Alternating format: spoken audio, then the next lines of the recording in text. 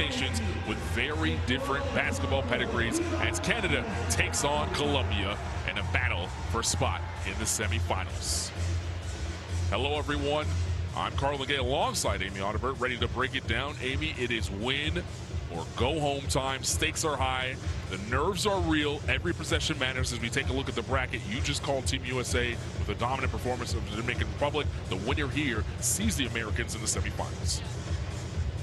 Right, and both of those teams can worry about that later. Let's punch that ticket first. But to your point, Carlin, everyone 0-0. When you wake up this morning, it's a fresh start in some ways. And this Colombia team, they've earned the right to advance, that's for sure. Yeah, you've got Colombia, who have grabbed the third spot coming out of Group B with a 2-2 record. They finished strong, bouncing back from a 37-point loss to Team USA, and they did it on the defensive end in their game against Chile, holding them to just 33 points. That defensive performance punched their ticket right here to the quarterfinals, and now they have an opportunity to try and shock the basketball world, led by the veteran point guard, Jennifer Munoz, who has been terrific, the go-to scorer for Colombia. Yeah, to me, Munoz, she's just always been ready for whatever her team needs, and that leans into the fact that she is a veteran. But Colombia has high expectations. They finished bronze in the South America tournament in 2024, and she was a big part of that, and high expectations for this team. That leans into their experience. Let's not forget, Carlin, this team has been together, the core of this team has been together for now almost half a decade. And so when you get the opportunities, the quarterfinals, right, and you win this one and then you deal with what's next, this is what you train for. This is what you play for. Wearing your country across your chest doesn't happen all the time. Colombia has never finished higher than 5th in the AmeriCup. They've actually finished 5th in the last 3 AmeriCups. They're trying to get to the podium or the Final Four at least. They would take a big step here with a win against Canada in doing just that. All right, the Canadians finished second in Group A with a 3-1 record, showing their depth and their defensive identity in those first 4 games. But their offense bogged down in 1 quarter, and they were basically 1 quarter away from being undefeated. Then you watch the film and you learn, but today the Canadians are going to have that advantage that they've had in most of their matchups, which is the size. And it's not just the centers. They've got some really big, long, and feisty guards on the perimeter. If the Canadians are connected, and they should be as they continue to get reps together and all that fun stuff, you'd expect a really high compete level from them as well. Team Canada and Colombia set to do battle here in Santiago, Chile. The Canadians being introduced to the crowd here on hand. And that woman right there, Cheyenne Day-Wilson, who's averaging just under 12 points per game and dishing out 5 assists, one of the stars of the national team program through 4 games in Santiago, Chile. We'll pause now for the playing of their national anthems.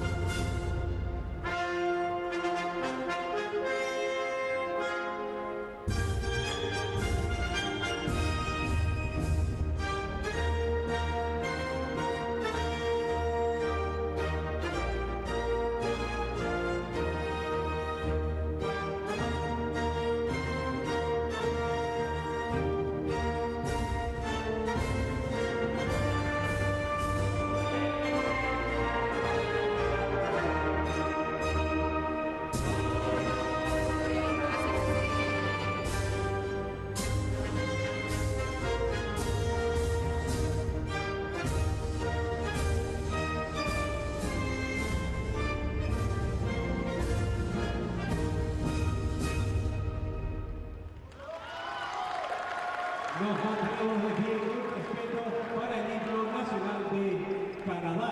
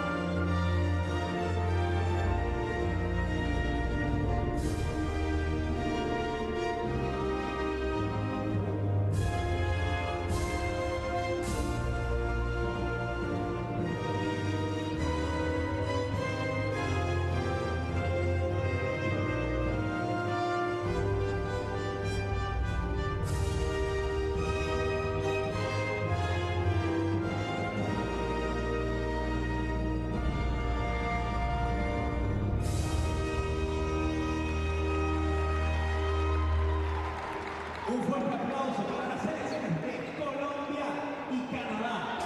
Que a continuación proceden al saludo protocolar. One of the great traditions of international basketball, getting an opportunity to listen to both national anthems. You see the 12 women here representing their countries, joining the exclusive club of what it means to be a national team player.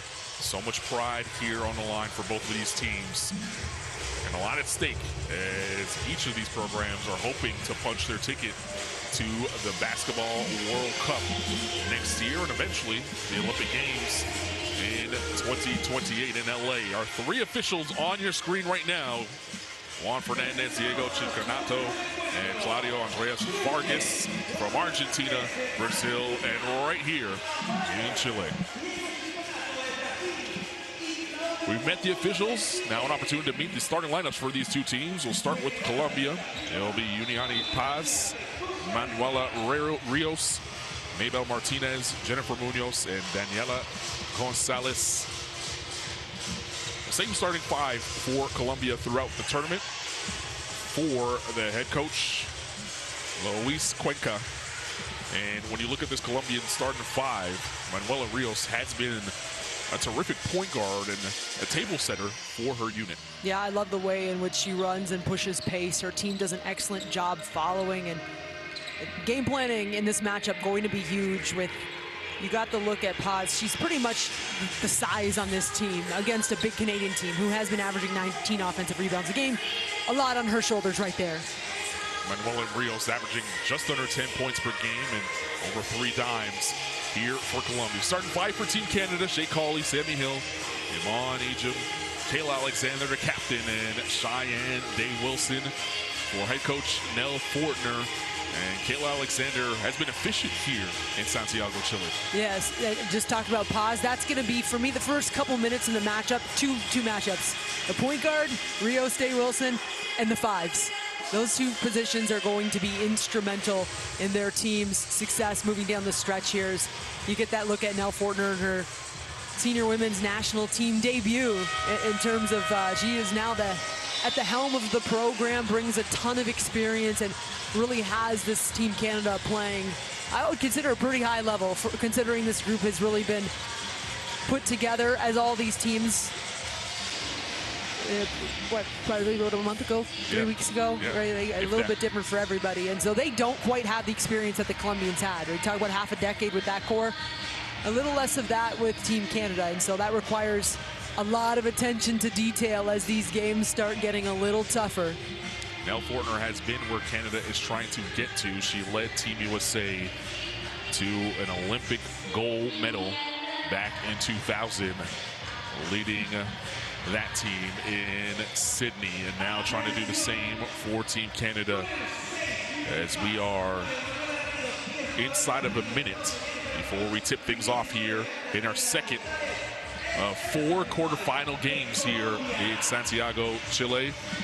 The U.S. punched their ticket early on with a dominant performance over the Dominican Republic this morning. They now sit and wait for the winner of this matchup between Colombia and Canada, which will be played tomorrow. It was a 110-44 dominant win by Team USA, and they were able, Amy, in that game to kind of see their depth. But as you said, off the top, these two teams are focused on one step at a time, and that step is right here, right now. Right, but for any team watching that first game, the moral of the story, you get to this point in the tournament especially, there's no looking back. Right.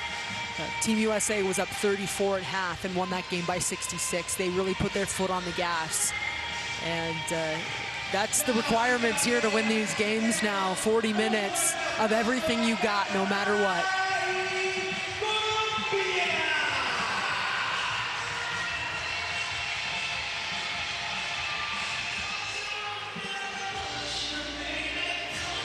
Colombia will be without Marta Moscarella, the 17-year-old phenom who has played well. She was making her senior national team debut here for Colombia, leading the team in blocks of 2.5 per game.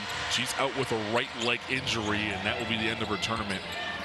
But off we go. Powerhouse Canada against resilient Colombia with everything on the line at the FIBA Women's AmeriCup here in Santiago, Chile. Thanks for joining us wherever you are, however you're doing so. Carla Gay alongside Amy Audibert. Canada, of course, wearing home whites, going from left to right on your screen. And here's Sammy Hill penetrating. The first touch for Kayla Alexander, draws two defenders, and a foul is going to be called.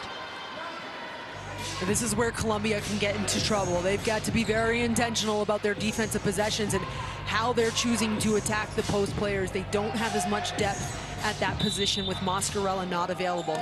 He's quite kind of looking on, as Amy said. Mascarella was coming off the bench for Colombia, averaging 2.5 blocks per game. That was their interior defender. She's just 17 years old, but playing her first senior national team tournament for the country. You can see the future is definitely bright for that young woman. Jennifer Munoz, leading scorer for Colombia. She's number 12 in black. Here she is on the rock. Takes the three. He's going to hit the side of the glass. Cheyenne Day Wilson tapped it to Kayla Alexander. Canada looking to run. Egypt has deep post position, was screaming for it, but they couldn't find it. Two-man game between Cauley and Alexander. Now two-man game between Egypt and Hill. Egypt right at the foul line. Touched every part of the rim, but didn't fall. I like that Canada's opened up with just some really basic type sets, but that's just, they get you great shots. Rios pushing the other way and getting two. She's averaging 9.3 points per game, but it's really been her playmaking that's been impressive here in Santiago. And her toughness, that intangible. Yeah, keep your eye. If I had the ISO cam right now, it would be on number 9, number 30. That point, I mean, two equally quick, explosive downhill type players. Rios listed on our sheet at 5'4". Cheyenne Day Wilson got 2 inches on her, but are looking each other eye to eye, in my opinion. I didn't say that, you did. All right. Sammy Hill got fouled on that last drive, so she'll toe the line for 2. And Sammy Hill, one of the veterans on this Canadian team with her experience. And so it's no surprise when you look at the plus-minus stat through that group phase. She was one of the top players in that column for Canada. And so they've really relied on her. It's averaging 7 points, 2 rebounds, and 2 assists.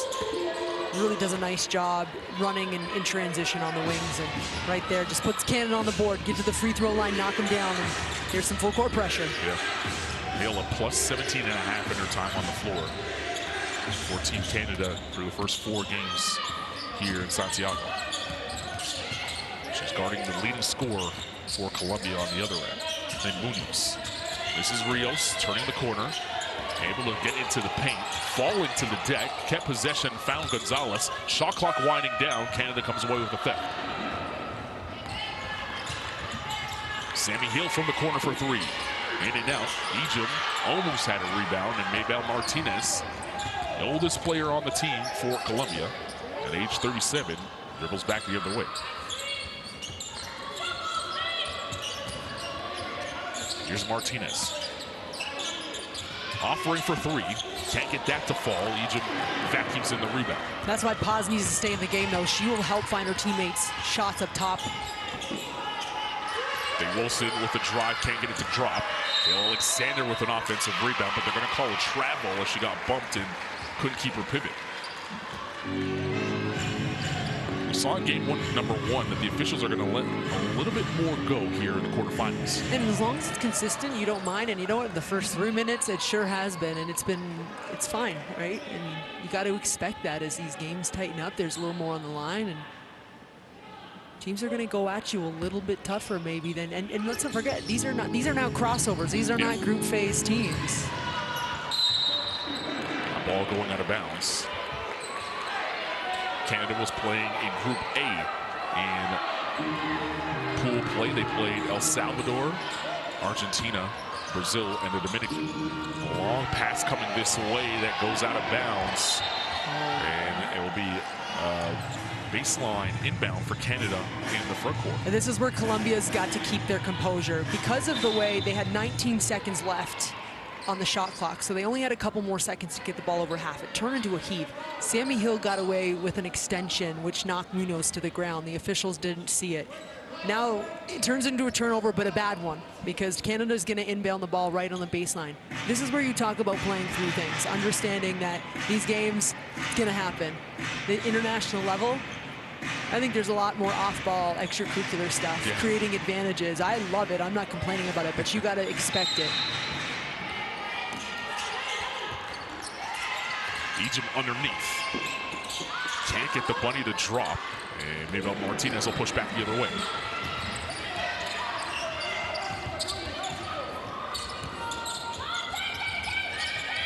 Sammy Hill able to help Munoz kill the dribble in a dead area. She was lucky to get it away. Rios draws two. Paz wanted it inside. Gonzalez trying to squeeze between two Canada defenders. It's going to be a shot clock violation as the ball goes out of bounds in front of the Colombia bench. Just good defense so far for Canada as they sit down. Yeah, smothering to say the least, especially on those paint attacks. I thought Rios came off that initial screen without the attention to attack, and I appreciate that you're trying to execute and run through your sets, but at some point when you have an advantage, go. Get into that paint. See if the good D can transfer over to some good offense here for Canada. It's Shea Cauley. She has the bigger Gonzalez on her. Falling away, able to knock down her first jumper of the afternoon.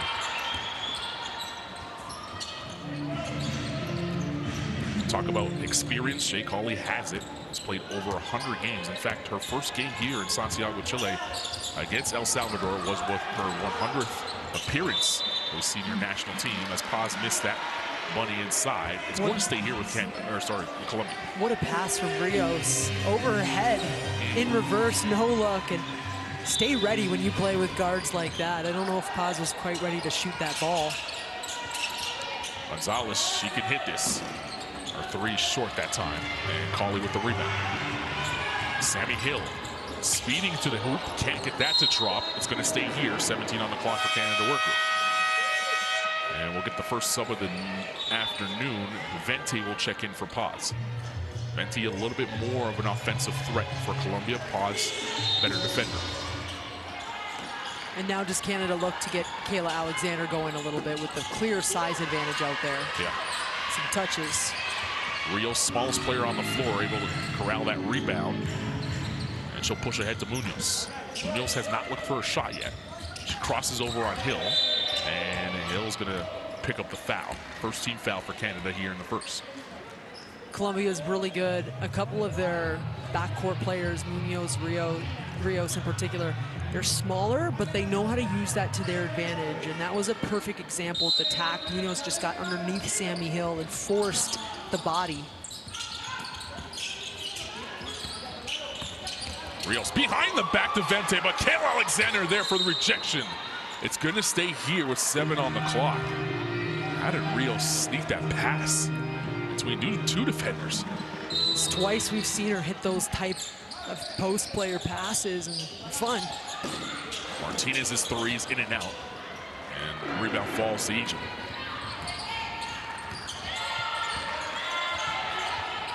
To your point, Amy, Kayla Alexander getting a look with the size advantage on the block.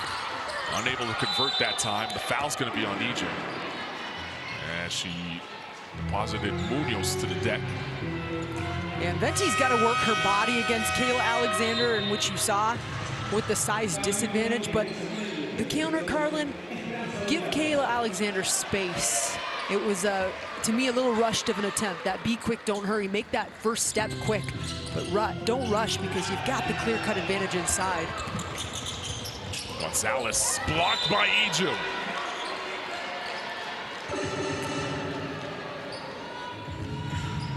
Recovery that time by Egypt to protect the rim. Here it is right here. Great feat by Egypt. It was one drop step down and identified the ball like volleyball player right there. Back to live action. Dave Wilson comes up with the steal. Canada with numbers. It's Hill on the ricochet.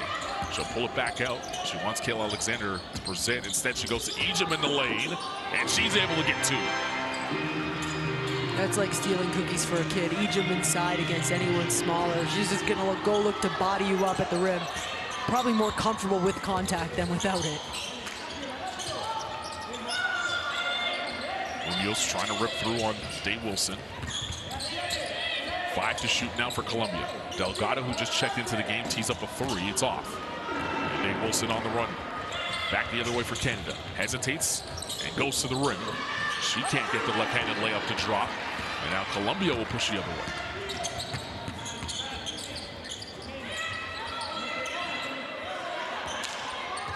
Rios and Venti, 2-man game. Rios will try for 3. She's fouled and she'll go to the line for 3 shots as Dave Wilson late on the closeout. Crafty handle from Rios. It looked like she was about to reject the first screen and then kind of switched her pace. And it was just created just enough of a window as Dave Wilson tried to recover through it and got caught with the contact call. And it's a tough one because obviously like three shots at the free throw line for Rios, and Colombia's only shot 68% from the free throw line through those first 4 games of pool play. So Manuela Rios, her first offer in and out. And to Amy's point, it's been a struggle for Colombia here at the foul line. Rios has played for the national team since 2016, and in that time has accumulated 1 silver, 5 bronze medals, and made the All-Star team twice. And that's through the South American Championships, the AmeriCups. Everywhere. Yeah, she's been everywhere. And now with an opportunity to get Colombia to the podium for the first time here at the AmeriCup, and she's doing everything she can. A big fan of Tony Parker, the reason why she wears number 9. Tara Wallach on the floor as Canada goes to their bench with Delaney Kidd and Swords. Colley driving, able to cut through the defense. Oh, what a finish through multiple defenders, just carving it out right down the lane. You see the difference defensively for Colombia with Paz out of the lineup. And she waits to check back in at the next whistle. Munoz fell to the deck. Carolina Lopez, one of 2 Lopez's on the team with the rock right now. She traveled. Silas Swords with excellent perimeter pressure to force that. The youngsters for Team Canada, a very bright future, 19 years of age, played last season at the University of Michigan, 16 points per game, just over 6 boards, and of course on her coaching staff as a fellow Canadian there and a true leader as well. As Gibb turns the corner, Wallach had an open lane, then found Agent for an easy one, but she missed it. I told you she's more comfortable with a body on her, the wide open ones. She comes up with a strip that time as Munoz dribbled into traffic. Egypt weaving through traffic. Had a body on her that time. Colley had her back on the offensive rebound. Now Egypt inside. It finally goes down for her. What a find by Colley. And that's going to lead to a timeout for Colombia. And it's frustrating for Colombia. You go bigger, you put Paz back in the game because she's the clear size advantage. Yet Canada finds a couple opportunities right at the rim and finally converts on that. So it's a nice timeout, recalibrate a little bit. It's only a 6-point game. It's so early, I get it. But how many times have we seen a team just really start taking off, and a couple more of those swing possessions and you could be in trouble. So maybe drawing up something here in terms of execution on the offensive end. Yeah, we'll listen in to the Colombian huddle with Coach Cuenca. Ya vieron cómo el juego y no pitan. Que ustedes tienen que jugar igual. Y tienen que dar duro. Y si las tocan o se les pegan, tienen que seguir jugando. Y no vayan a buscar el contacto. Porque cada que buscan el contacto, ustedes van a perder con ellas. Ustedes tienen que ir es con velocidad a anotar. Y si no pitan, pues no pitan y siguen jugando. Claro, y lo mismo, no entremos a acelerar el juego. Paro, miro, pinto y empiezo a jugar después. Vamos en centro de una por el lado de Julie. De una por el lado de Julie, para que Julie caiga y Valentina salga. Si no puede entrar con el drible, entre con el pase y jugamos. Mayra, vaya por Jennifer. 1, 2, 3, Colombia. Tienen que jugar duro, muchachos. So Shea Colley able to get a couple of baskets to fall, and see on the other end, Manuela Rios A good guard battle here in the quarterfinals. And there's that last Egypt basket that gave Canada the 6-point advantage. Back to live action, Colombia basketball. Canada extending their D into the game for the first time for Colombia. Caicedo 7 in black, and she turns it over to Cauley. Cauley downhill on pause. Euro step, and she is going to earn the trip to the line. Hectic pace, the full court pressure. Colombia had an opportunity to really settle in and find something, but that full court pressure, even though you get all the way to the free throw line, it causes a tough pass with tough spacing because you're rushing and you just want to make something happen. But Shea Cauley made the point earlier in terms of just being a veteran, and at this level, in these types of games, huge response out of the timeout.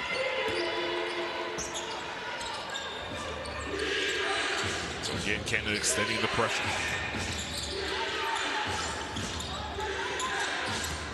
So Valentina Lopez on the rock. Washed by Swords. Paz inside. Alexander made it a tough catch and then comes up with the turnover.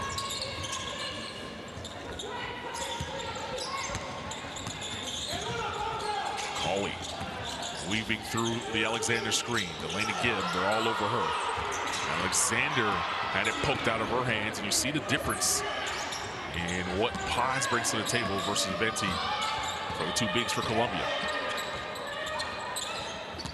Lopez driving on Swords, able to stop the run. That's the biggest impact for me, though. They put her at the high post. They'll run screens, handoffs, and multiple actions. And it's a great spot as a guard. You have room to operate or break down the defense if you can get that first initial hit, and Paz provides it for them. Putting an end to a 6-0 Canadian run. Delaney Gibb on the drive. Missed the layup. Paz was there to influence that one. And Lopez head up. Going back the other way. See if they find Paz again at that handoff position. Strong screen on Cauley, but Kale Alexander right there to rip it. Cauley, Swords for three. Off the mark. Cauley able to get the rebound.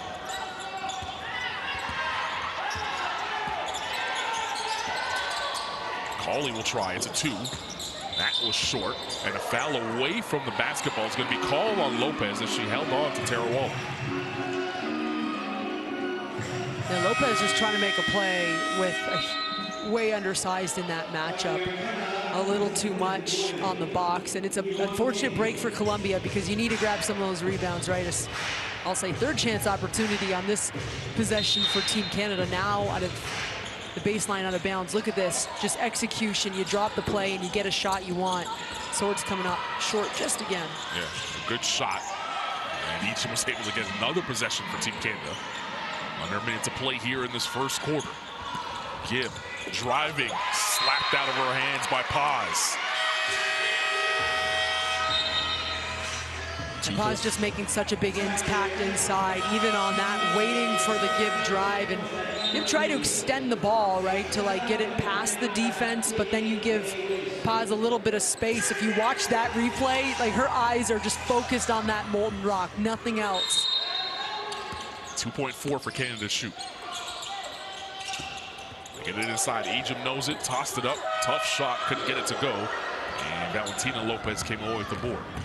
This is Caicedo to Carolina Lopez. Paz hands it off to Lopez. And Day Wilson will be called for the foul. It's the 4th team foul for Canada and the 2nd on Day Wilson. And she's going to check out of the game here for Sammy Hill. It's a bit of a blow for Canada. Shai Wilson has been excellent all tournament long in terms of that initial point of attack. Defensively, yes, but then also offensively, just creating some sort of offensive advantage for a team by taking out that first defender. Lopez short on the 3. And it was able to corral. Under a second difference between shot and game clock. So Canada could hold for the final look if they want to. Gibb able to get inside, she's fouled, and that's going to be 2 free throws for her as Colombia now in the penalty.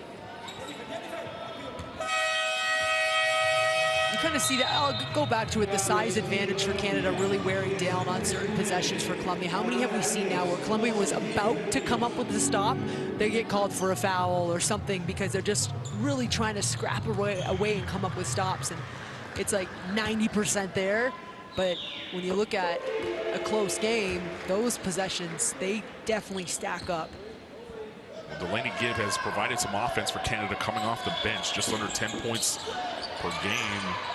And she's shooting 44% from three-point range here in Santiago. Rios attacking the rim, couldn't get that to go. Paz with the offensive rebound. Time for Colombia, a three on the way, that's off. And that's how we'll end the first quarter. Let's go with defensive battle, Carlin. Yeah. Okay. Good defensive battle, toughness. Shining through in the first period. Canada leads 13-6 after 10 minutes.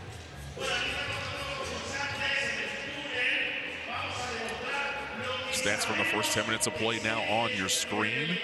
Look at the difference in attempts.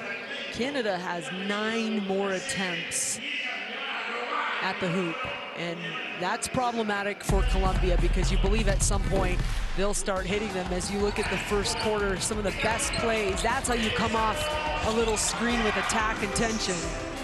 Yeah, Manuela Rios starting things off for Colombia on the score sheet. You saw Shea Cauley settling Canada down early. Yeah, Ejim creating a lane. I get excited with stuff like that. That doesn't show up on a box, but Ejim just working and working. And then when she has the rock in her hands, she's also equally aggressive. Look at the, like, just down low, right? You saw that spin cut. Get out of the way for Cauley. Paz doing the same on the other end for Colombia with a couple of her handoffs. It wasn't necessarily in the paint, but solid screens to allow drives like that one that we just saw from Rios. And here's a Cauley fadeaway over size. Well, Colombia with 9 turnovers in that first quarter. Canada's defensive pressure really kind of forcing some of those turnovers. Some of them were dead balls, some of them were live ball. That's one way they can clean things back up and try to get back into this basketball game. Meanwhile, you can scan the QR code on your screen right now to get the Courtside 1891 app, where you can watch live streams, extended highlights, and stay up to date with the world of international basketball. It took a little delay, but it got there in the end. Go ahead, scan the QR code right now and download Courtside 1891, the companion app for the Women's AmeriCup. So Canada will start with possession here in the second quarter, up 13-6 on the floor for the Canadians. Swords, Ejim, Hill, Alexander, and Delaney Gibb. For Colombia, Rios, Lopez, Paz, Morello, and Munoz, who has been quiet to start the game for Colombia. Swords with a good hesitation that time to find 2. That's someone who's been in the gym and has that look multiple times. I mean, she throws up 2 defenders up top. Nice explosion. Rios back the other way. This is good ball movement. It's a Munoz 3. That's off. And Alexander with a good block out that time to grab the board. Gibb and Ejim running the floor well.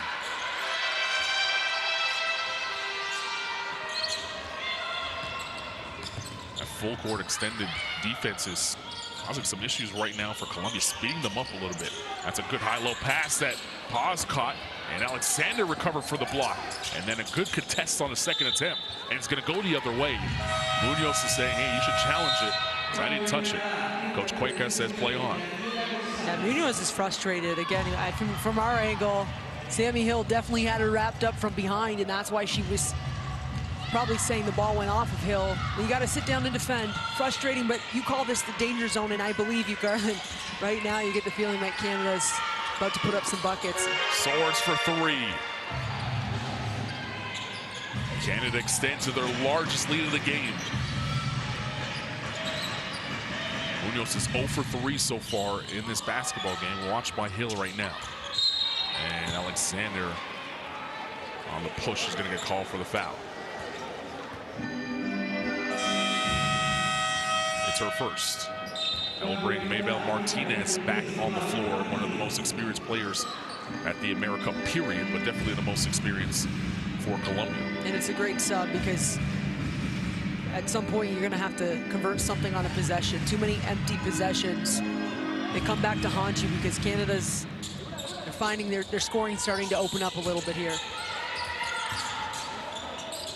Munoz trying to get going, draws 2. Now looking for help. She's going to tee up a 3, but could not get that to drop as the shot clock was winding down. Sammy Hill. They want to find Sword. She's had the hot hand the last 2 times down the court. Egypt bulldozing her way through. It's going to be an offensive foul as Gonzalez took an elbow to the face. Canada's bench staying flop. And Gonzalez is still down. Gonzalez did a great job. Watch this. On the catch, she almost gapped her for just a second, and that allowed her to kind of get her feet down in recovery. That is just 2 really explosive, strong bodies going at it. Could have went either way, really. Carlin, watch how, and we'll see on this one, Colombia's inbounding the ball so close to the baseline with full court pressure, and they're really, it looks like they're putting themselves at a huge disadvantage.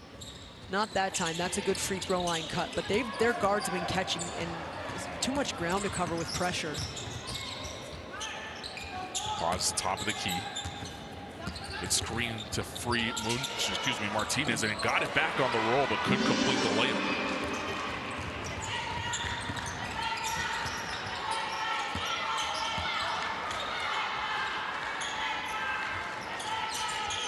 Wallach will hand to Gibb.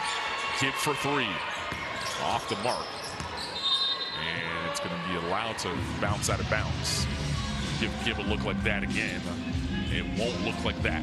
Yeah. That won't be the result. It won't give you 2 of those, but surprised to see Munoz let that ball go out of bounds because now you're going against a full court pressure that has been giving you problems, and maybe she's saying we just need to calm down and take a breath, but Canada's full court pressure has been causing issues for Colombia. Even when they get into their offense, they've had to work so hard to get there. Still sitting at that 6 points. Yeah, haven't scored in this quarter yet. See if Maybelle Martinez could try and help change that. At the foul line, late whistle. The foul is going to be on Delaney Gibb. And it will send Maybelle Martinez to the line. It's Gibb's first foul, 3rd team foul here for Canada. Martinez, 38 years old. That's incredible. Yeah. A dedicated basketball player. You talk about the half decade this core has been together. She has certainly been one of those core players. And so when you get into these games where you have lots of time to recover here, they just mean so much, right? I mean, understanding that your opportunities to wear the Colombian jersey might be dwindling down a little bit. She splits the pair at the line. Finally broke the ice for Colombia here in this quarter. Alexander turning over her left shoulder to drop 2 home. That's that muscle memory with the size she does. She's just so long. She has a huge advantage. Turns and gets right over top. That'll be there with lots of space and time. She's been very efficient here in Santiago, except for 1 quarter, and that was against Brazil, and the only loss Canada has seen so far is Cauley attacking the rim, gets fouled, and go to the line. Right now, it just feels like Canada is just sucking the energy out of Colombia on the defensive end. And this is like the cherry on top of it is you're getting the stops, but they're leading to those opportunities at the rim, and possession by possession, all of a sudden you got a 15-point lead, and we haven't seen teams really with the ability to come back and recover in this tournament, because that team with the big lead, they've been scoring because of their defensive effort. They've been scoring off of the turnovers, and so it's tough to score against them, right? Yeah. You get what I'm saying? Like, yeah. These leads have been generated because of defense, and so when you go down, unless you want to shoot 60% from long range in the second half, which I would love, it's tough. Yeah, has been. She was in the act of shooting, so they'll put her at the line. And Rios holding her right leg still on the ground, slow to get up.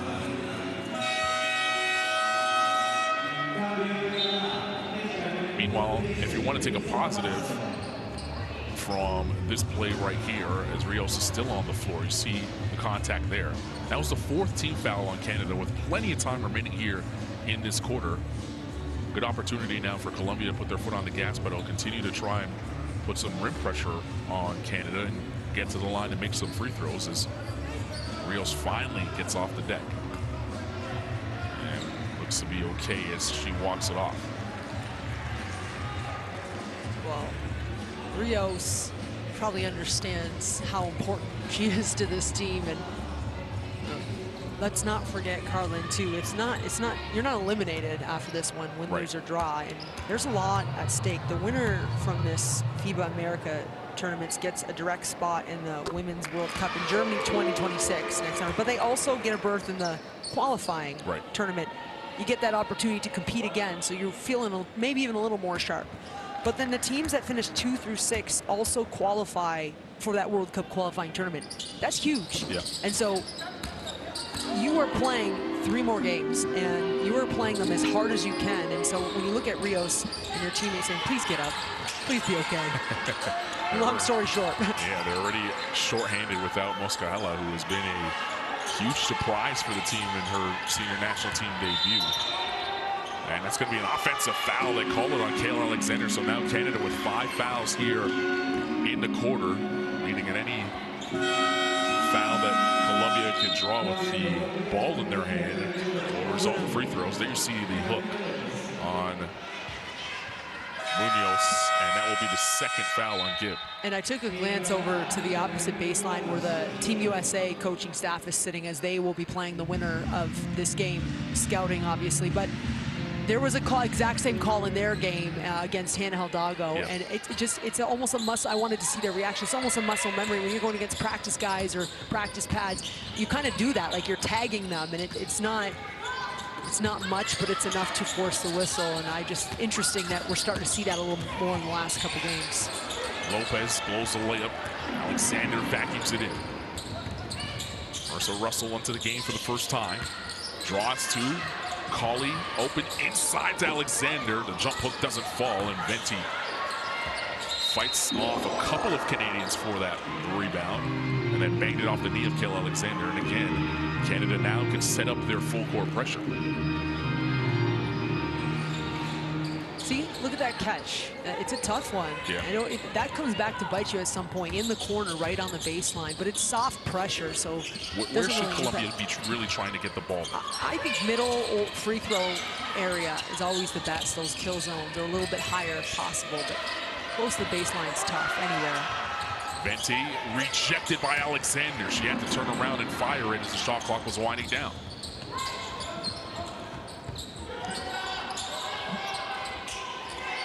Floor cleared for Cauley. She's going to attack Martinez. And a great ball fake, freeing Swords, and she gallops to the rim, and that's going to lead to a timeout. Canada in front, big right now, 26-8 over Colombia with 5:11 remaining in the first half, and Colombia take their final timeout of the half.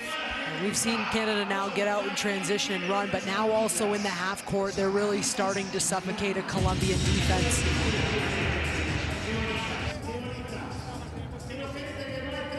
Tiro muy difícil, es muy difícil anotar. Y fuera de eso, los tiros fáciles para anotar no los vamos a meter tampoco. Podemos jugar. Cata, Daniela, Mayra entre la pelota, va a ir Pancha y va a ir Caro. Pancha va para un lado y Caro va por el otro. Venimos a jugar el pick y a caer rápido.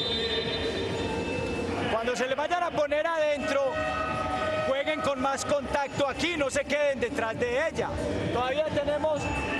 ¿Cuántas faltas tenemos? Una, que no nos reciban el balón. Que luchemos más la posición y presionemos más la pelota ya.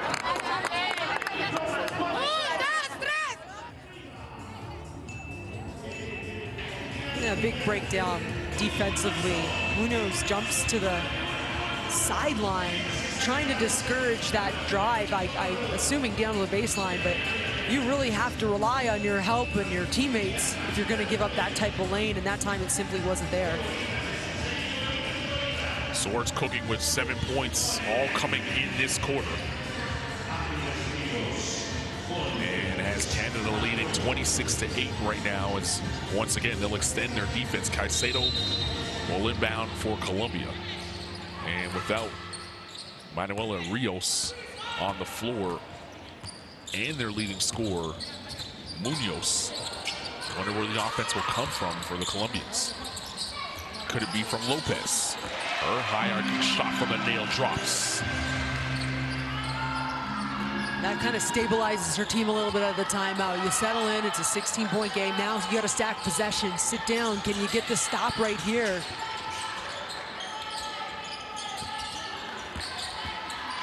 Russell, hands to Swords. Swords with the good footwork to get a shot off, but way off, and she taps her chest saying, my bad. That's a tough offensive possession for Canada. Huge size advantage. Can they work the ball around and get it inside to Philly? Yeah, that size advantage, as you mentioned, coming in the form of Filipina Che. 15 in white for Team Canada.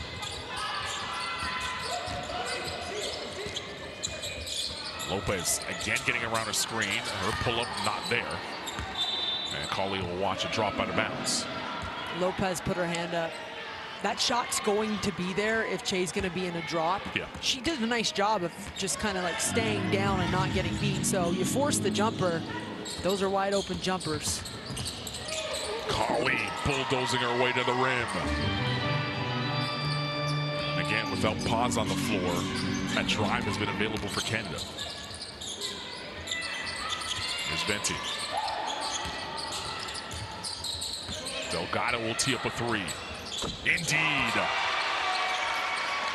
Colombia's just going to put Che in ball screens. It looks like consecutive possessions. They've really targeted that look, and they found 2 shots.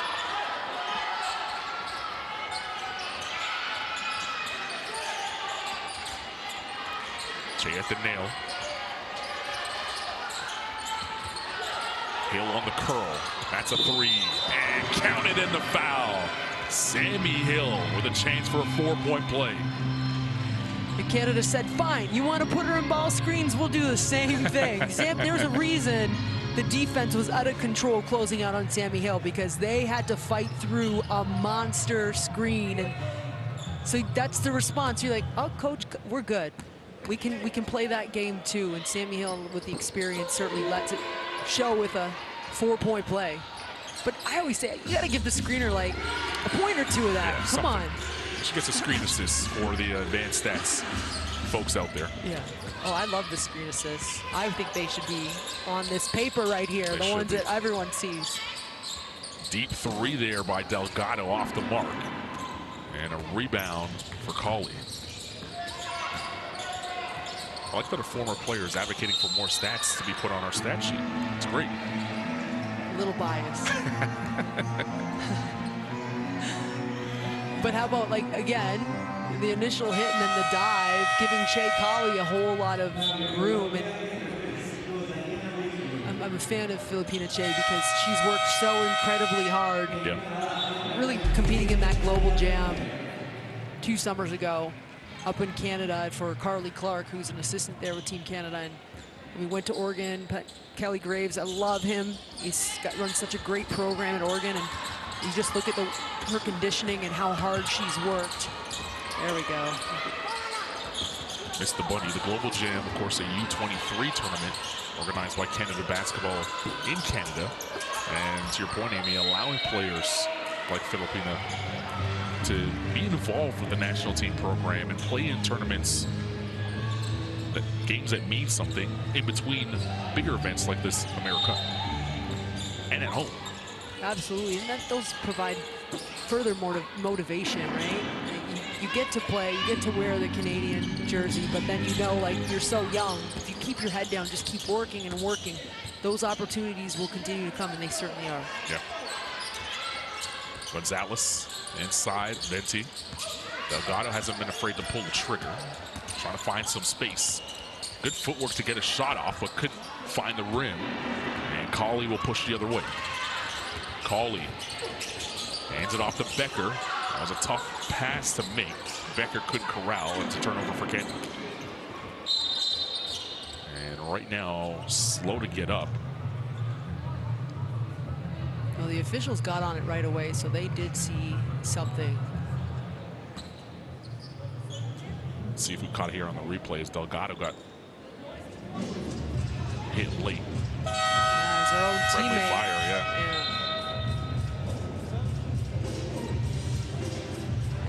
Get the sense that Colombia is frustrating. There's a higher level they're trying to get to and play with. That's a perfect example. You're just trying to make a hustle play, 2 players. It doesn't come out in your favor.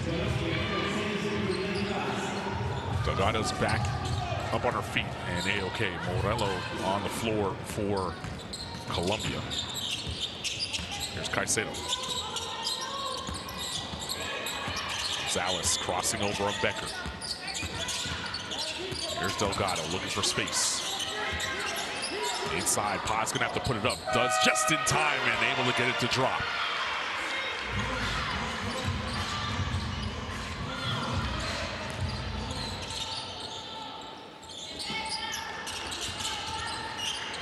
Sammy Hill catching on the logo. Alexander at the nail. Swords coming off the curl with 5 to shoot now. Attacking baseline. Swords finding anything she wants right now offensively. The first look was on the right side of the court. A couple screen actions wasn't there, and so the ball goes weak side to Swords, and she's just, all right, cool. I got you guys, get out of my way. Just plays with a huge line of defense. She was the youngest player ever to play at the Olympic Games last summer for Team Canada. As Hill driving that time, can't get it to go. Alexander's fouled, and she'll go to the line.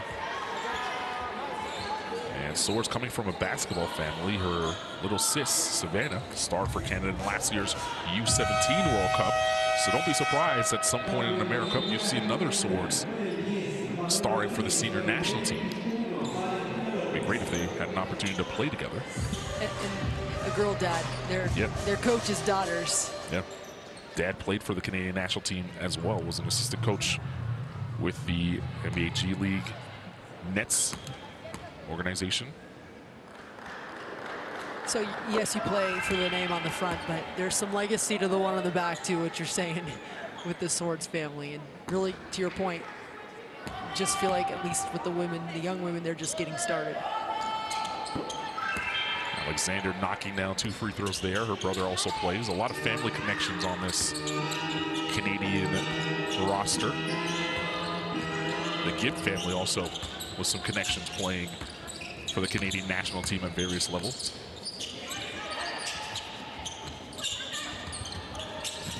Caicedo working around the Paz screen, tries to feed it back to Paz. Somehow it still got to her, and Russell fouled Paz. That will put her at the line.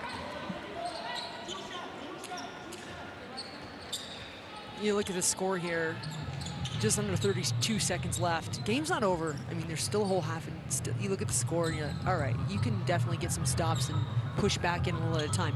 But it starts with this last 32 seconds for Colombia. Can you win this last 32 seconds? And when you get to this type of competition and these nip and tuck matchups, yes, it matters. And that's, I would say, the healthy approach is you have to now work in increments. Can you win this next 32 seconds? Can you win the first 5 minutes of the third quarter? Can you get it to 10? You know, like that's, you can't look at it as a 20-point game right now. It's what's left in this half. And they come up with a steal there. Try and put together a couple of possessions. It's Maybelle Martinez on the pole, unable to knock it down. Shot clock unplugged now. Sammy Hill looks for the final look of the first half for Team Canada. Alexander inside to Russell. Morello trying to body up on her. Morello had her 2 elbows in Russell's back, and she's going to get called for the foul. That will send Russell to the line. Well, Nell Fortner has preached defense here in this tournament, and she's seen it in this first half. Yeah, giving up 16 points. But the tough part for Colombia is 2 possessions where they just don't go your way. You've got a 3-on-1, and Martinez had to settle for that jumper that didn't go in. If you're going to take that, you feel like you got to make it, but Canada was putting some pressure sprinting back. But then on the other end too, you give up free throws off the ball foul. Sato, good if it goes. And that's how we end the first half here in Santiago, Chile. A 37-16 lead for Team Canada as they look to get to the semifinals and a date with Team USA here at the AmeriCup. 24-10 in the second quarter. That was the score right there. Canada doubling up Team Colombia and continue to go back to those attempts. Canada's just had many more, and partly because of those turnovers. 10 turnovers for Colombia has been very costly. See the top scorers right here for both teams. Shea Colley in double figures, and Silas Swords with 9 points, all coming in that second period. And now we'll get a look at the best plays from the second quarter. And Amy, to your point right now, defensively Canada locked in, forcing those 10 turnovers, 10 first half turnovers. But Colombia only turning it over, I say only, because they had 9 in the first quarter, only turning it over once in that second period. Yeah, their shooting went quite cold, didn't it? Yeah. That was only 16 points, but Swords really dominant in that second quarter. She's great with the ball in her hands, but she makes great reads without the ball in her hands, which puts her in position to be successful. Beautiful pass right there from Colley. Teammates doing a nice job finding her, but that first step too has been very helpful. That was a nice jumper from Lopez. You need to stack a couple more of those, because this was the response every time it felt like Colombia was able to generate a bucket. Canada just got right back down the other way, and their defense is putting a lot of pressure on Colombia. Kind of get the sense that Colombia is working incredibly hard for their buckets, and Canada is just making reads and really composed down on the other end. Here's that big play right there. Sammy Hill using a screen from Filipina Che. Swords also finding the range from the land beyond. Those are the only 2 3-point makes so far for Canada. But they haven't needed much of them here in this first half as they get out to a 37-16 lead over Colombia at the half. And by the way, I mean, they average, Canada does, 29 points in the paint. They're well on their way to doing that, or at least matching that average here with 20 first half paint points. We'll be back with more here from Santiago, Chile as Canada leads at the break, 37-16.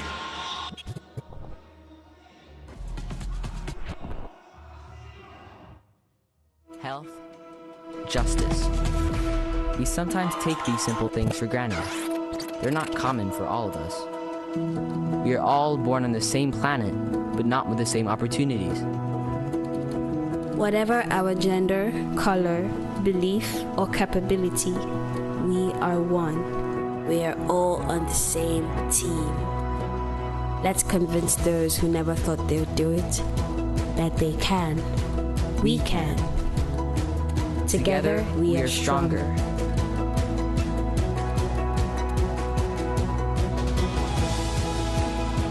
No matter your origin, basketball can bring everyone together.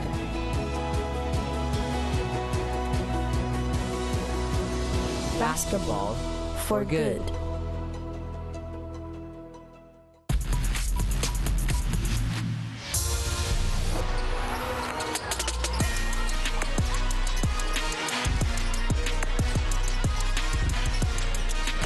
Wilson behind the back triple.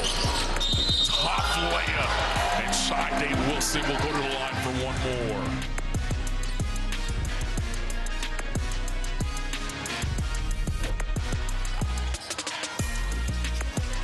Can't get it to go.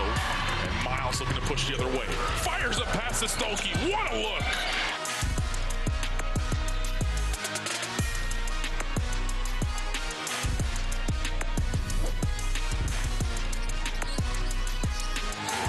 Good find. Oh, Cardoso says no. What a rejection. Killer Cam.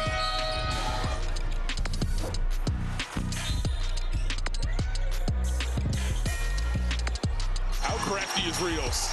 Knocking it off the back of a defender and putting it in. Manuela Rios, she has been such a star in this first half for Colombia. 4 seconds to go for the Lobos. Got to put it up. Find some space. Goes up. That one's good. And Mundo charged with the foul on that. Villalobos, what a way to kick off the fourth quarter.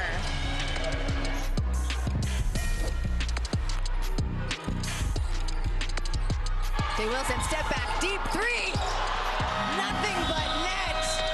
The crowd erupts. And to end the third quarter, Cheyenne Day Wilson. Miles behind the back. Wow, the no-look pass into Van Slooten.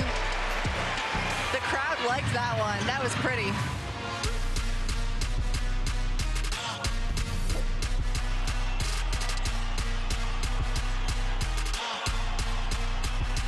A whirling dervish of a shot that puts the crowd on mute. Haka spun the opposite way than what she shot. That is an impressive finish.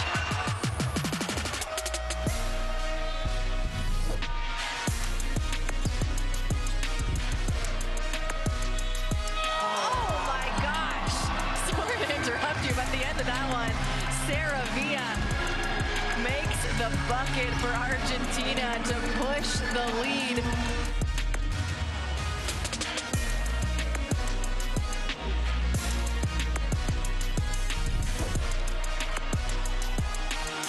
Being guarded closely by Escobar, comes off the screen, puts it up from 3. That's a way to end the quarter, Amy. Confidence.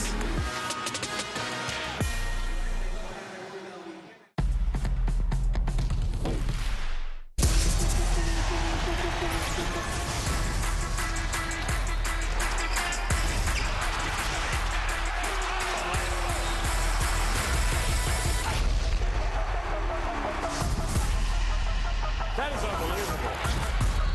These guys will be legends in their own countries, but also in the international basketball world.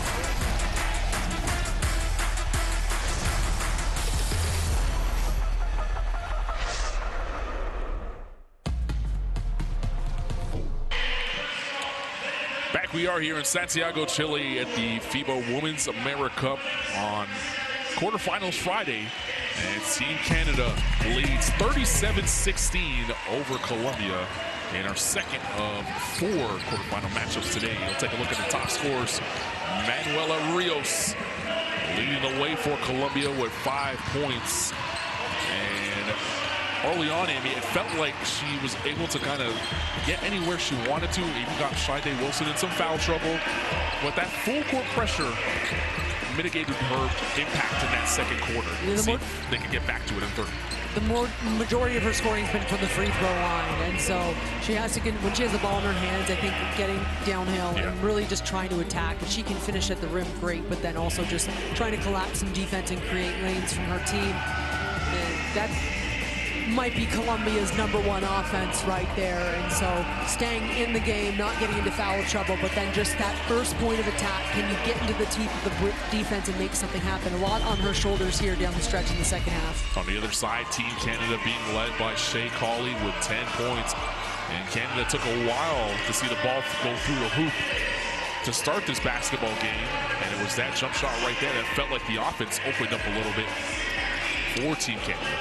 And Shea came out with 6 of her 10 in the first quarter. And so when you get to this next round of the tournament, everyone's just, I think, that little anxious. And so you go to your veteran, a lot downhill. Everything downhill, it felt like, for Shea pretty much in that first quarter, especially, which is a great way to just kind of calm down, get to the free throw line, attack the rim.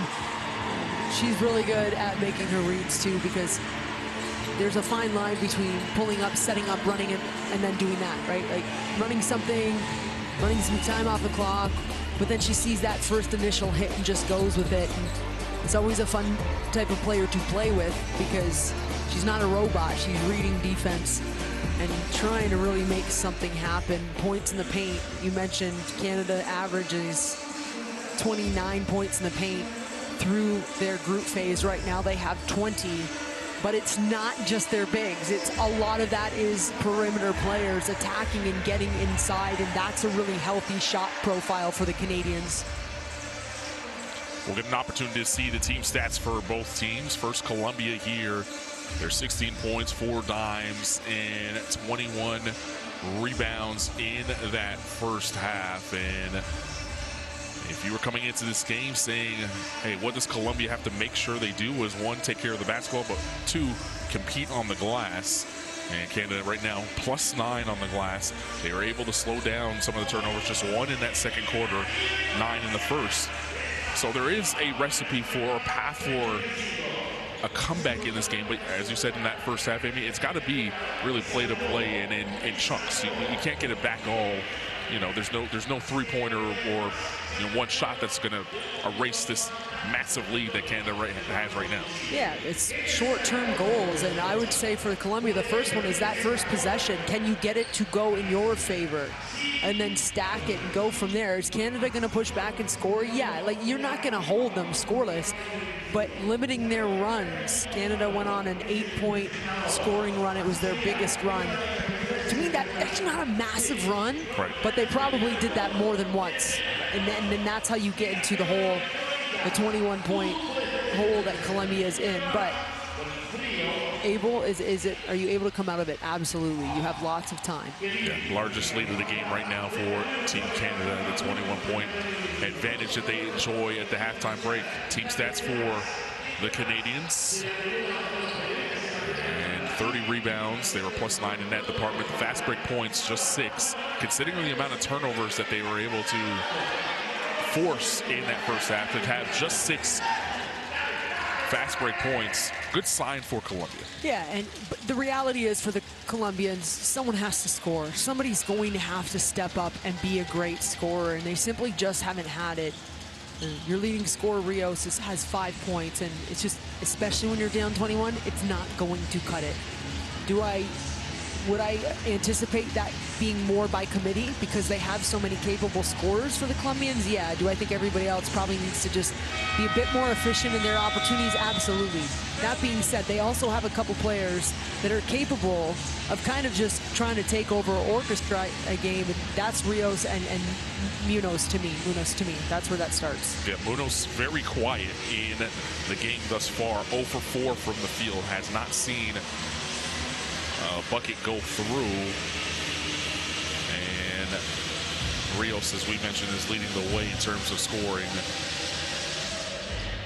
Mabel Martinez, the other vet for Colombia, also 0 from the field, 0 for 3 in that first half, including a jump shot that she missed really to close the half that popped in and out right at the foul line.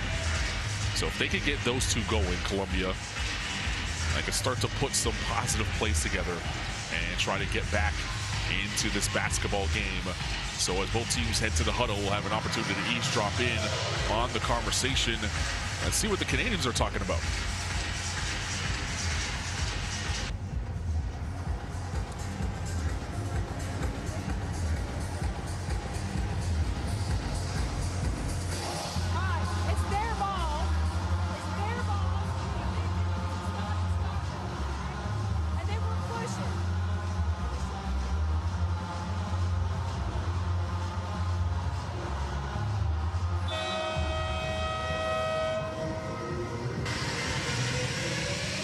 As we wait for the Canadian mic to be raised, we'll remind you could download the Courtside 1891 app, stream, schedule scores, and so much more from the FIBA Women's AmeriCup, but also all international competitions around the world. Here we go. Team Canada's up.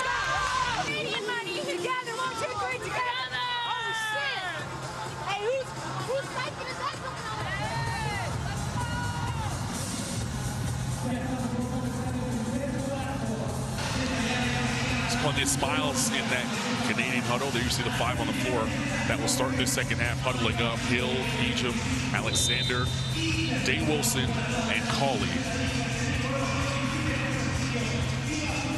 Possession arrow in favor of Colombia, so they'll start with the basketball. And a chance for Colombia to reestablish a tone here. one clean, great offensive possession, generate a great look, and finish it. Well, Nell Fortner 1/2 away from getting to the semifinals and punching Canada's ticket to the FIBA Women's World Cup qualifiers, and one step closer from an outright berth in the World Cup. And they're able to close out this win here against Colombia. On the floor for Colombia, Paz, Martinez, Gonzalez, Rios, and Munoz will inbound. Second half underway. Colombia in the black uniforms with the Rock. Carlin Gay alongside Amy Audibert. Thanks for joining us wherever you are, wherever you're doing so. And Rios with a good sign there offensively for Colombia.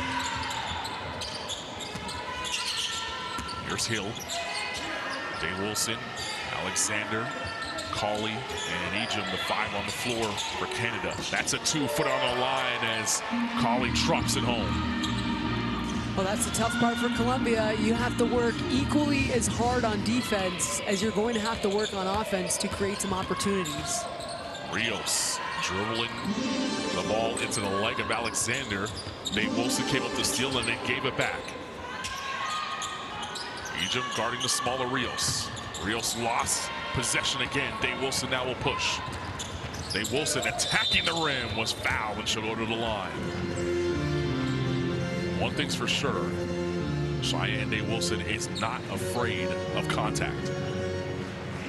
No, at times she actually will go initiate it, but she's really strong in her upper body, but defensively as well, like really flustering Rios on the first attempt, and then on the second one, it was Ejim. And for as good as Rios has been, the Canadian pressure has really gotten underneath her. You saw that opening possession for Colombia where she got a wide open jumper, knocked it down, and you're going, okay, she's starting to feel maybe she'll bring something here in the second half. And then the next 2 touches for her, she has extreme pressure and loses the handle both times. And that's got to make head coach Nell Fortner happy, because that's your players making adjustments on their own. You're not barking at them to do it, they get it. Paz on the block. Working on Alexander, able to get to the rim, but blew the layup. And Day Wilson will push the other way. Alexander with the rim run, good post position. Draws 2, sprays out to Cauley. Ejim facing up on Paz. The jab, and then she's ripped by Rios. Paz late into your picture. Martinez with the backdoor cut, but then threw it away to Sammy Hill. Cauley's in the lane, sprays out to Hill. Cauley with a step back 3 on the way. Off the mark, and Paz with a good block out that time to get possession for Colombia. You look at Paz, she looks tired, right? Just jogging it up the court. And if you're Kayla Alexander, you are sprinting around and taking full advantage of that. Ejim a little too aggressive up top. Yeah, she'll pick up a foul. It'll be her 3rd. Ejim's been the best rebounder for Team Canada, which, by the way, was not a surprise. I mean, that's her just gift. She works hard, but some players just have a gift for rebounding the ball, and Yvonne Ejim certainly checks that box. No question, 20 points per game and just under 10 boards last season with Gonzaga. Was drafted this past year in the WNBA draft by the Indiana Fever. She's going to be a pro somewhere, and she's going to make a team very happy. Here she is on the Rock trying to make Canada happy with that great pass to Sammy Hill, and Sammy Hill almost able to spin it home. She'll have to earn him at the line. Ejim on that possession, it looked like she was working so hard for position because she knew Sammy Hill was coming. That's pretty selfless. Telling Shy, give me the ball, it's not for me.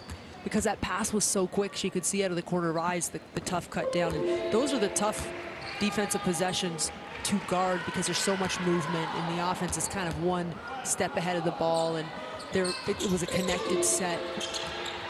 Not too much, not over dribbling as soon as you get that first pass initiated. It's kind of hard to build some of that chemistry. We were talking about how short of temps you have when when you're playing for the national team in some of these tournaments in Canada, really only with about 2.5 weeks to build. I played 3 games prior to this. Basically saw Brazil a lot. And now here where the games matter, showing great chemistry as Egypt able to get one to drop from the top of the key.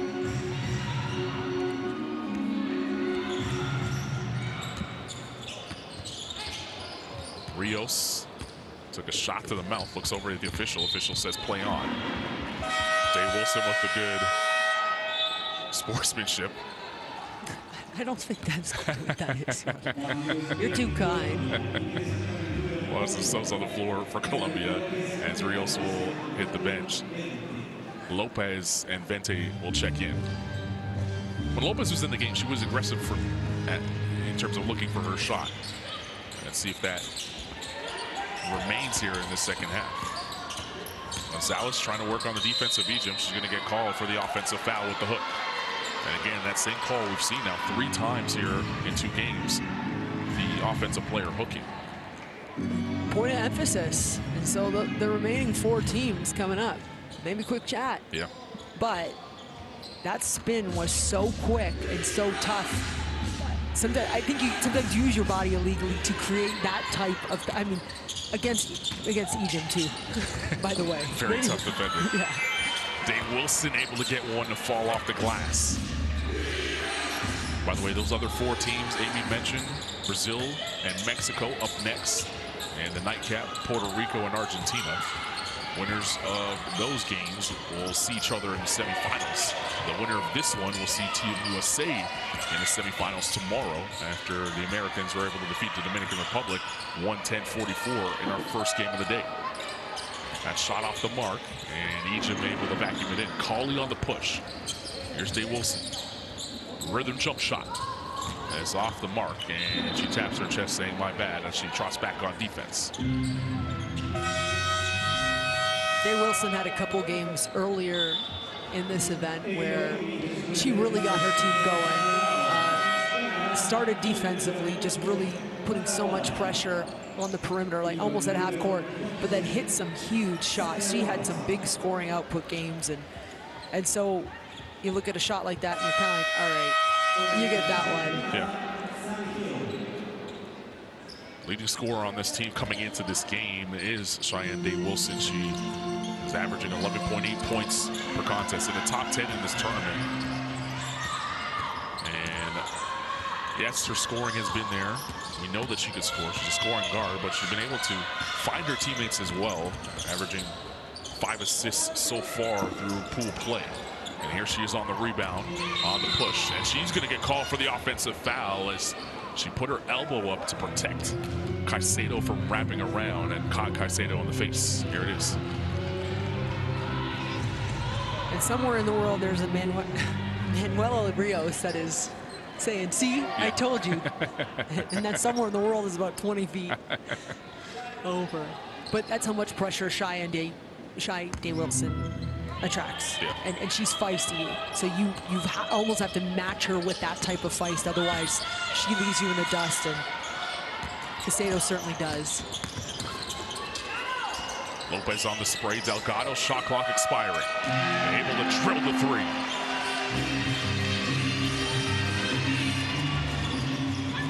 Delgado took some friendly fire from Caicedo in the first half. Good to see her back in the game and healthy. Swords being pressured by Caicedo. Wallach finds Egypt inside, deep post position, can't get it to drop, and Vente vacuums it in.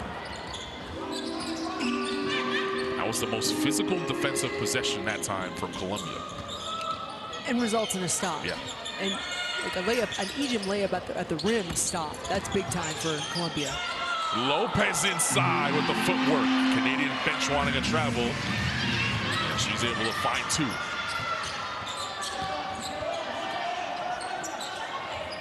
Feels like the energy and effort have picked up on the last couple possessions. Gibb. Swords with Lopez all over her. Vente showing hard that time. Wallach at the nail, driving inside. Tough layup, can't get to drop. Egypt on the follow, and she'll go to the line. I mean, what a second effort. You kind of got the sense that that was one of those inflection, I call those possessions, for Colombia. If they could get the stop and convert, probably forces a timeout. And all of a sudden you're going, okay, here we go. They forced a tough last-second shot, but Ejim is a master at working the backside. Because when you look at her rebounding numbers, a good, I'd say 30 to 40% of them are on the offensive end, always. Listed at 6, she's a 6-footer, listed at that. But her strength and her explosive feet, like getting herself into positions and carving them out, she's just deadly. And you know what, when you're bigger, when you're like 6'3", 6'4", you hate playing players like that because they get under you and it is so uncomfortable. It's incredibly uncomfortable, but I love watching her play. I've been watching her for a really long time now, Gonzaga. I love her game. The PTSD oozing out of my partner over here. Well, now that I have to deal with it, I'm like, you go, girl. And a huge answer from Delgado. Delgado is She's like, stop talking about rebounding. Yeah, watch my three-point shooting. Take this 3. That's 2 now for Delgado in this quarter. Gibb on the probe, kicks it back out top. Alexander working on Vente. Kayla Alexander has played for Team Canada for quite some time, but also made a lot of money overseas doing just that. It's a professional move inside. Calm, composed, yeah. More of the finesse. So we talked about banging in the body. Now you get the finesse. Valentina Lopez can't get it to drop. Alexander plucks it out of the sky.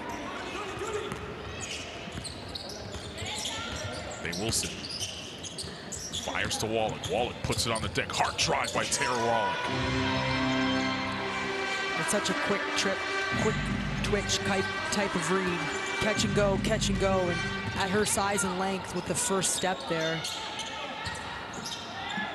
Played at the U19 World Cup in Hungary for Team Canada and had a great game in the win over France in the round of 16 with 16 points and 7 boards, powering Canada for that win to the semifinals. As you see Vente with the finish, and on the other end, Gibb, as Colombia falls asleep after the make.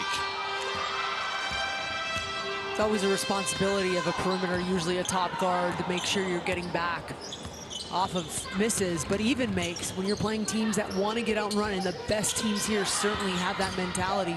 A lot of responsibility on that top guard to make sure they're sprinting back in transition. Caicedo with the shot clock winding down. She's gonna have to put it up. She just gets it off in time, but can't get it off the window to fall. Dave Wilson quickly ahead. It soars.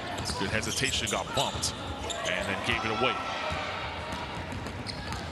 Look at her track back defensively, but a little too aggressive as she was hanging on to the hip of Caicedo. Caicedo's another one of those players that is just, she's so intense. She's so fiery at her size, using that to her advantage, kind of getting under swords a little bit. Colombia's got so many of those type of players with those type of bodies, and when you talk about the chemistry and cohesion, like, then they know how to play off of each other. And she's fun to watch. Paz kicks it back out as Alexander stopped her from galloping to the rim. Here she is in the lane. Alexander got a hand on it. 2 to shoot. A wild shot by Paz. And Kayla Alexander has Paz in handcuffs right now. Gibb was fouled by Morello. Swords, Gibbs, Sammy Hill, we saw Wallach now. These perimeter wing players for Canada have been excellent at that rip and go or catch and go in that, whether it's transition or a secondary type transition.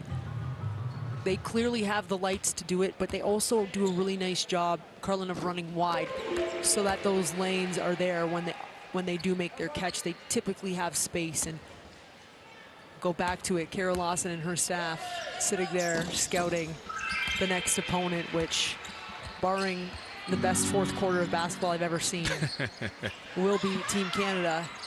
And that's part of it. The transition, the matching up, the not getting beat off that first step is going to be huge moving forward for opponents against this Canadian team. Lopez finds Paz coming across the lane. Paz patient now, looking for help. Finds Carolina Lopez. Carolina trying to find Valentina Lopez, and it goes out of bounds.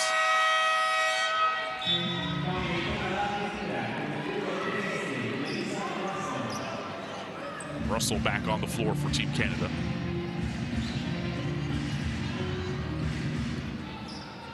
So Wallach on the floor with Cauley, Alexander, Russell, and Gibb. And here's Alexander at the nail. Russell wants it.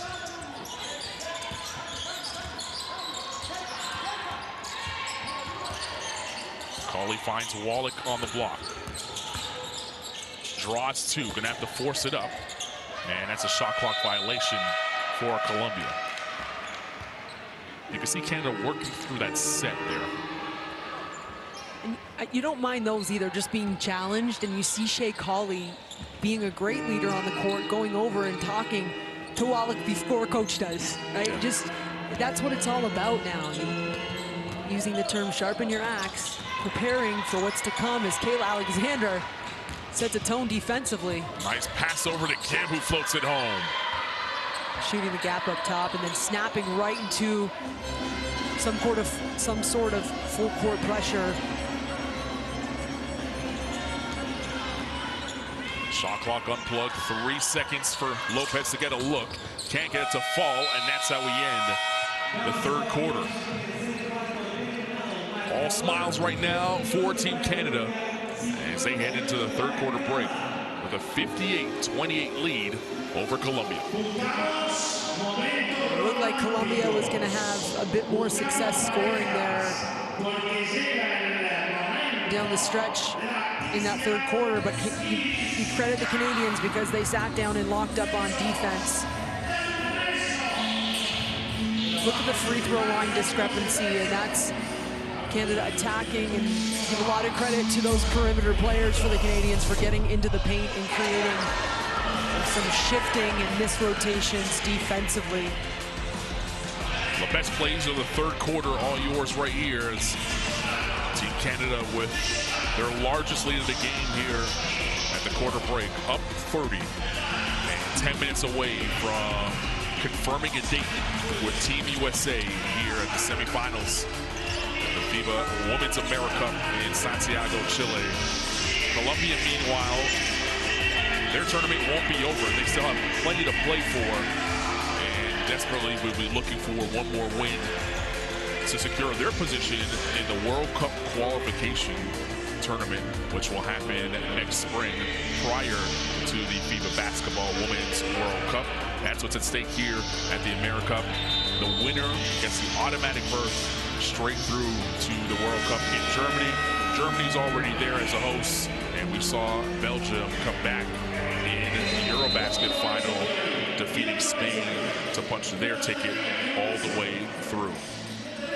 Scan the QR code on your screen right now for the Courtside 1891 app. You'll be able to get your live streams, extended highlights, and stay up to date with the world of international basketball. That's part of, for Hoop Junkies, when you look at games like this where there's a huge discrepancy in the score, understanding that it still matters. These teams are playing for rankings and seedings, and so both these teams will be competing tomorrow. You look at this fourth quarter and you are preparing for that. You're executing, you're figuring out ways to get better. What are the goals you want to accomplish? What are the things you want to get done? And I always kind of wipe the first 3 quarters off the table in these situations, and who wins the fourth? Alexander able to find the first 2 of the fourth. That was a great drive there by Delaney Gibb to be able to draw attention and spray out. Been impressed with Delaney Gibb's game here in Santiago, Chile. I agree. She's one of the younger players on the team, but when you look at her college career, very young college career at BYU, she's coming off a season that was incredible. Big 12 freshman of the year. She gets in there at 19 years old and holds her own, to say the least, makes an impact even better.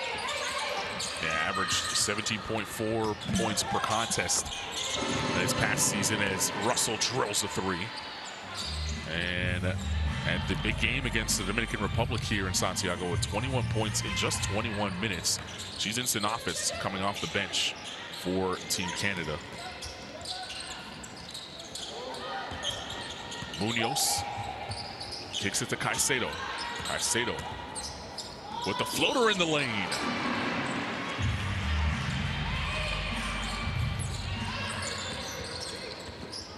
Mayra Caicedo playing her pro ball in Brazil.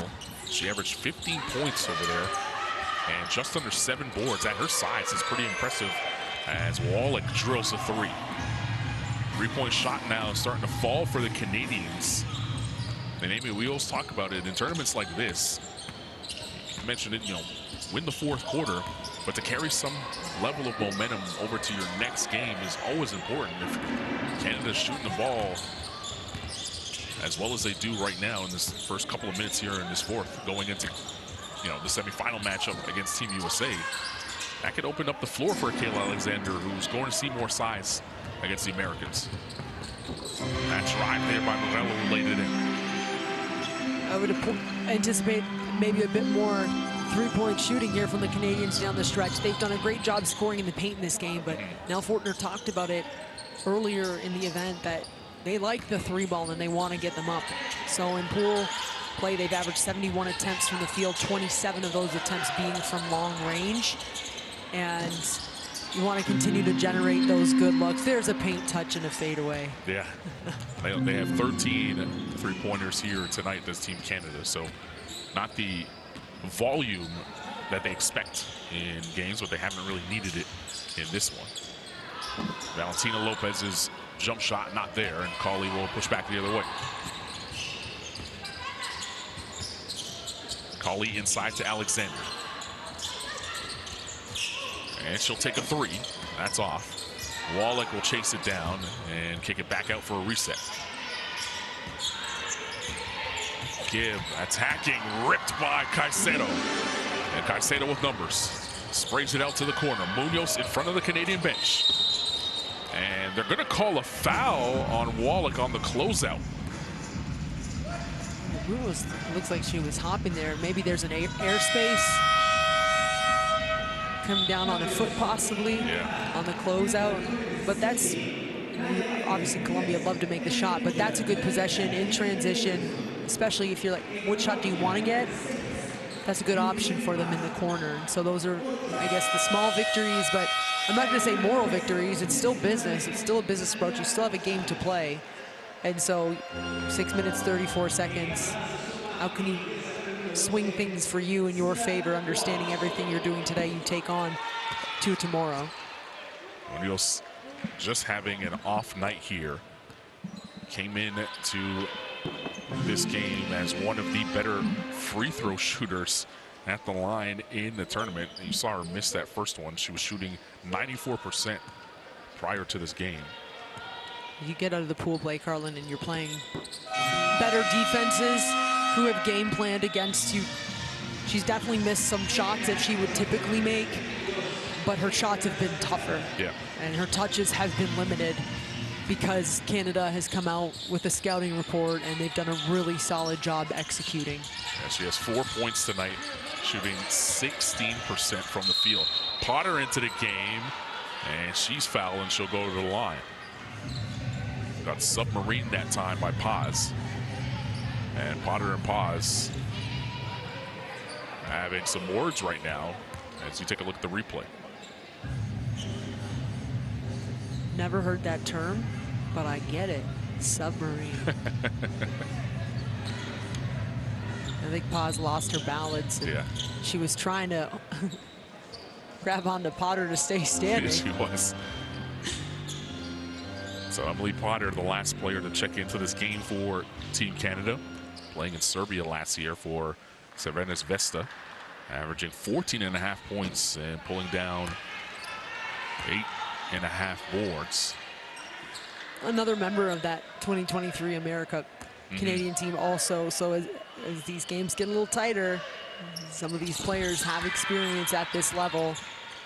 And so whether she's playing or not, or playing a lot or not, a player like Emily Potter can bring such a presence for you on the bench too, right? Just being calming, looking at the game, watching the game, communicating. That shot not there. Russell slapped it off the glass and Potter vacuumed it in.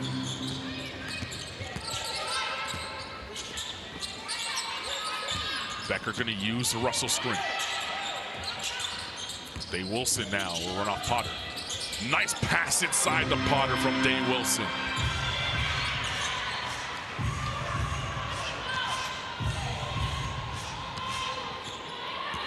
Good job of wrapping it around the defender. A shy Day Wilson. Pause. Good footwork to find two.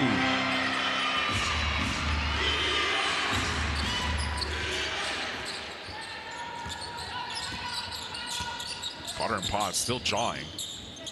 And now Potter will look to go to work back on Paz on this side. Couldn't get the clean catch. Sword, straight line drive. Unable to finish. Potter touched it last, so it'll go the other way. I'm glad you brought attention. It's a game within the game. It is. It's highly competitive, and that's what you love about it. It's like these teams, these young women, they continue to compete regardless of the score because this is bigger than themselves, right? You're competing for your country, and I think you have to compete until the final buzzer. It's a responsibility. Day Wilson tried to take a charge. Official says flop, and that layup kissed in by Delgado.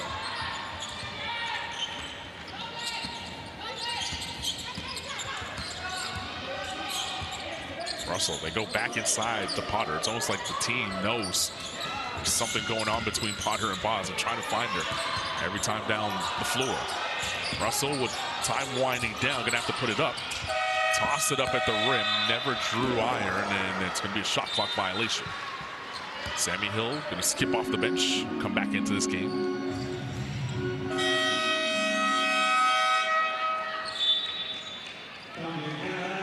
And Russell will sit. You have to feel great for a Sammy Hill who grinding with this national team program, was an alternate at the Tokyo Games, but then got to play in the Olympics last year as one of the 12 who were honored to go. Yeah, that was so special for her, I think. And it just shows if you just stick with it and you show up every time you're called and you do the right things and you're an excellent teammate and a great player, you'll get your opportunity. And now she's a leader, and so now she's playing in that leadership role, which is an excellent opportunity for her too, right? To be a big voice. That ball slipping out of the hands of Mirello on the drive, but it banged off of Becker. And it will stay here with Colombian possession. 6 on the shot clock for them to work with. Gonzalez, she'll tee up a 3. Indeed.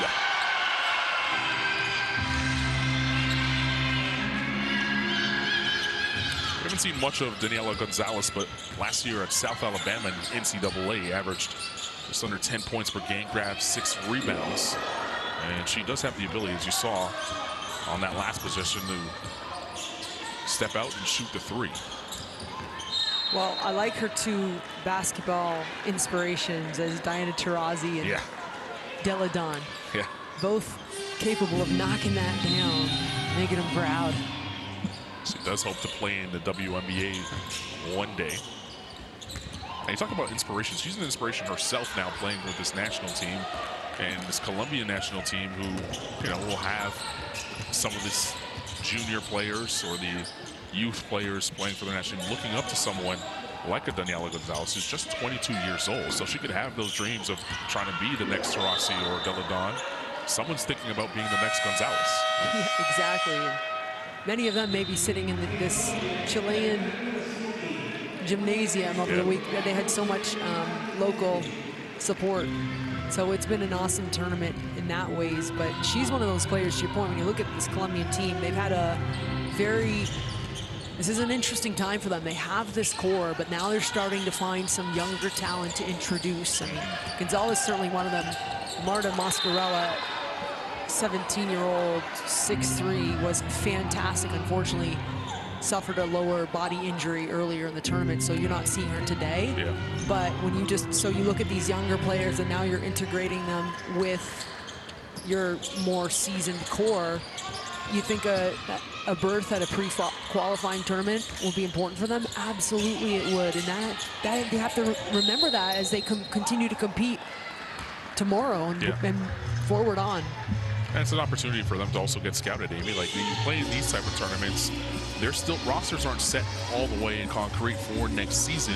Someone like Gonzalez could be playing pro going into next season. Someone like Mascarella, who's already playing pro, by the way, at the age of 17, could earn herself a contract in a tougher league. She's playing in the top league, second division in Italy right now. Is that an opportunity to level up in some of those leagues? And if you're a powerhouse on the international stage, I always say it's about 3 years of auditioning and trying out to get the call for Olympic Games. Yeah. Everything matters. All these reps, every time you're on the court there, they matter.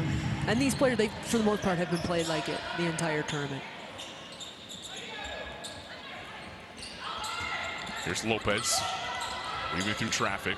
Delgado will tee up a three, indeed.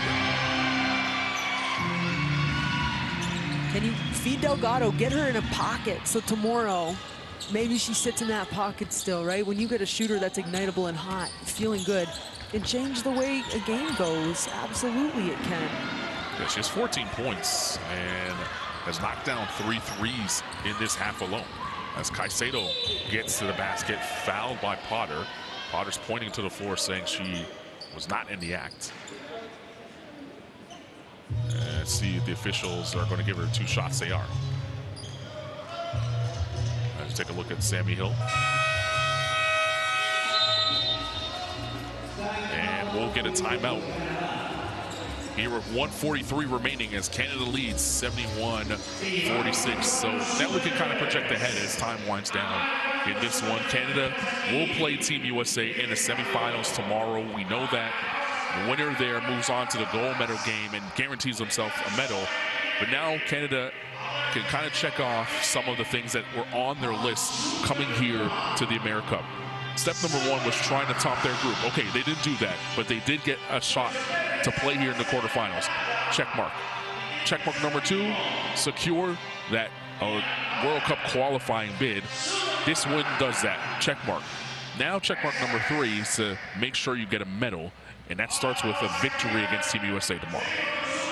I'm looking forward to it already. Yeah. I know we have a couple more great games ahead, but when we start thinking about matchups tomorrow, Canada, USA, always something. Neighboring countries, and to me it's going to be a little bit more experience with this Canadian group versus a star-studded American team, average age of 20 years old, but Kara Lawson has them playing. They're so mature, the way that they've carried themselves. This entire FIBA America is showing, and so circle that one. Yeah. And on the flip side, for Colombia, they still have an opportunity, Amy, to punch their ticket to the the World Cup qualifying tournament next spring. And a win now, we know that their matchup will be against the Dominican Republic. A win against the DR could secure them that berth tomorrow. So while they lose here, the tournament doesn't end. They still have a lot to play for. That'll be a fun one too, because both of those teams, I mean, they get after it, but they've got like really feisty backcourts. I've already got a smile on my face because I know they're going to get after it and play hard. And that's when it's at its best, yeah. She is a phenomenal player for the Dominican Republic. As Canada has the shot clock winding down, Sammy Hill tees it up from 3, can't get it to go. And Lopez will pick it up and go the other way, all the way to the rim. Carolina Lopez finding 2 in transition. 2 more games remaining, by the way, here in Santiago, Chile on quarterfinal Friday. We'll see Brazil take on Mexico at 5:40 Eastern time, local here in Chile, as Ejim had her jersey pulled on her way to the rim. Couldn't complete the layup, so I have to earn the 2 at the line. And then in the nightcap, Puerto Rico taking on Argentina. The winners of those two games will see each other in the semifinal. And when you talk about Brazil, you've now seen them through 4 games. They were the favorites coming into this tournament. They got their WNBA stars in terms of Dominios Lattes and Camila Cardoso to show up here in Santiago, Chile in the middle of a WNBA season. And one, that shows how important the national team program is to them. And 2, they've come in here and they don't want to go back without a gold medal, having got the opportunity to leave in the middle of the WNBA season to be here to compete for their team. Yep, they've been playing and executing at a super high level. Dantes, to me, has been one of the stars of this tournament, just in terms of her leadership and her production. But it would be wrong to not mention their great backcourt. Their guards, their perimeter players are big and strong, and there's going to be some excellent competition coming up here in the next couple days.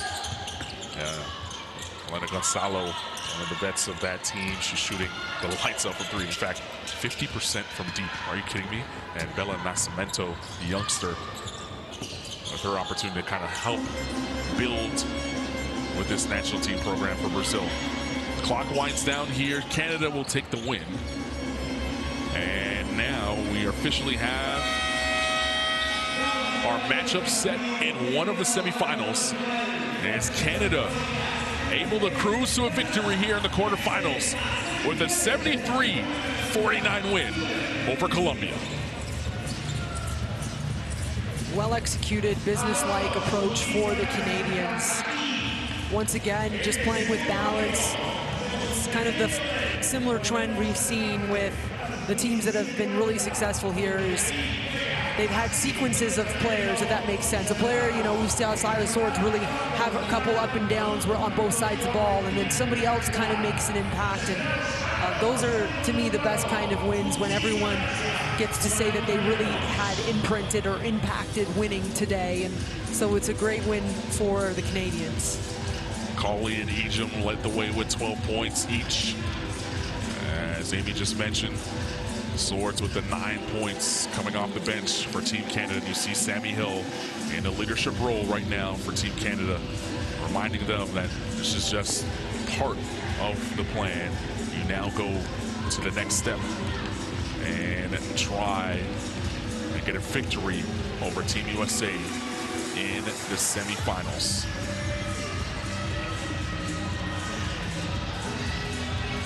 So Colombia will walk off the court here. You see Manuela Rios, who had a tough night with Canada's full court pressure defense. She will now try to get the Colombians at least a 5th place finish. And if that happened, that would be the 4th straight time at the AmeriCup that they finished 5th. Colombia still looking for their first victory over Canada in AmeriCup action. They are over against the Canadians in AmeriCup history. Some of the best plays here from the 4th quarter. And it's Canada with the big win over Colombia, 73-49 in this one. And as we wind down here, remind you we have 2 more games coming up. Brazil and Mexico at 5:40 local time, and then at 8:10 local time, Puerto Rico and Argentina. Of course, we're in the Eastern time zone, so set your watches accordingly. Colombia now will look forward to a matchup against the Dominican Republic tomorrow.